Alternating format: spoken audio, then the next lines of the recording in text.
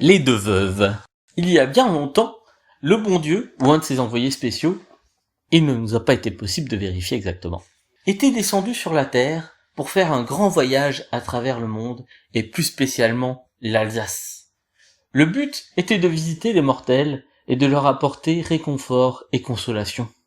Le voyageur avait pris l'aspect d'un vagabond, couvert de loques, pieds nus et appuyé sur un grand bâton de châtaignier. C'était l'été, la route était sèche et longue. Fatigué, un soir, il s'arrêta à la porte de la première maison d'un grand village. Ce fut une pauvre veuve qui vint lui ouvrir. « Entrez, bonhomme, et reposez-vous, lui dit-elle. « Avec plaisir, car vraiment, je n'en puis plus. Je marche depuis le début du jour, et je suis épuisé. » La bonne vieille, l'ayant fait asseoir, lui prépara un copieux repas. Une omelette au lard appétissante, quelques belles tranches de jambon et des prunes de son verger. « Mangez, brave homme, vous devez être fourbu. Je vais vous chercher du vin pour vous redonner des forces. » Elle alla dans la cave et remplit sa cruche de grès. Elle ne buvait du vin que rarement, lorsqu'une bonne nouvelle venait à la réjouir. Après le repas, elle prit le matelas de son propre lit, en fit une couche rustique et y fit s'allonger l'invité fatigué qui bientôt s'endormit. Dès le point du jour, le bonhomme se leva et dit à son hôtesse avant de reprendre sa route. « Vous avez secouru, malgré votre pauvreté, un être encore plus pauvre que vous. Soyez-en bénis. Je vous annonce que le premier travail que vous entreprendrez vous portera bonheur. » La bonne vieille ne crut pas beaucoup à cette prédiction, mais lorsqu'elle alla vider dans le tonneau le reste de vin du repas, elle s'étonna de voir que le vin coulait, sans cesser du cruchon. « Je croyais secourir un pauvre homme sans argent ni travail, mais ce pauvre devait être le bon Dieu en personne, et il me rend en abondance le peu que je lui ai donné.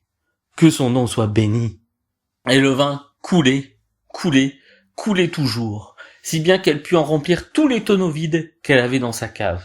Le cruchon miraculeux conserva ses vertus aussi longtemps que vécut la bonne vieille. Elle vendit son vin, qui était bien meilleur que tous les autres vins de la région, et devint riche. Mais elle sut mettre à la disposition des pauvres gens une partie de ses richesses, et chacun trouva refuge auprès de son bon cœur. Or, à l'autre bout du village, habitait une autre femme, veuve de l'ancien maire du pays. Elle était très riche, et cherchait seulement à vivre le plus agréablement possible. Elle était dure et sans pitié pour les malheureux, qui ne trouvaient chez elle que mépris et méchanceté. À ses oreilles parvint l'aventure de la pauvre veuve et du cruchon miraculeux. La haine et l'envie remplirent aussitôt son cœur. Elle n'eut d'autre souci que de faire venir chez elle cet étranger. Elle alla donc trouver la bonne veuve et la persuada de lui adresser l'inconnu, si elle le voyait. La pauvre vieille, naïve et sans malice, le lui promit. À quelques jours de là, le vagabond se présente à nouveau, et la veuve complaisante le conduit chez sa nouvelle hôtesse. La femme du maire, qui dans toute la région, et bien plus loin encore, était connue pour son avarice et son mauvais cœur envers les pauvres hères qui venaient lui demander l'aumône d'un morceau de pain, prépara un merveilleux repas. Elle invite tous ses parents, fait tuer le veau gras, préparer des gibiers, des volailles. « Qu'on ne lésine sur rien, je veux que ce repas surpasse tous les autres », dit-elle à ses domestiques étonnés. À la place d'honneur, elle fit asseoir le vagabond. Puis, le repas terminé, elle le conduisit dans la plus belle pièce de sa demeure, où un lit moelleux était préparé.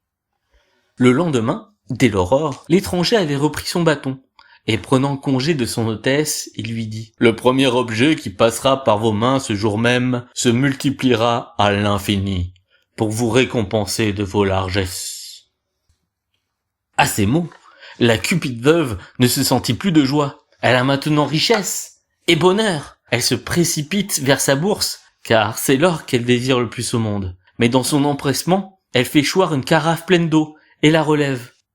Malheur! C'est le premier objet qu'elle touche après la fameuse prédiction. L'eau du récipient se met à couler sans arrêt, à gros bouillon. Elle veut y mettre un bouchon. Impossible! La pression est si forte que le bouchon saute.